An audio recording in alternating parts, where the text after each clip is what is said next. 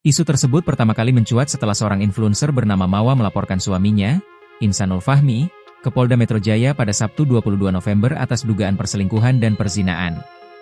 Ia mengklaim bahwa artis berinisial Ins ini telah menjadi istri siri dari suaminya. Baru saja saya membuat laporan terkait dugaan perselingkuhan dan perzinaan suami saya, Insanul Fahmi, dengan salah satu figur publik, ujar Wardatina Mawa. Selebgram dengan 61.000 pengikut itu menjelaskan bahwa suaminya dan insinyur awalnya hanya rekan bisnis serta teman kajian. Mawa mengaku mulai mengetahui adanya hubungan terlarang tersebut sejak Agustus lalu. Lalu, siapa sebenarnya Insanul Fahmi?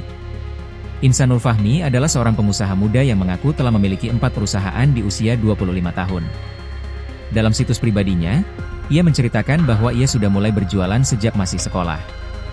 Saat ini, Insanul Fahmi menjalankan beberapa bisnis kuliner, diantaranya kafe kopi kuni dan sushi catering di Medan, Sumatera Utara.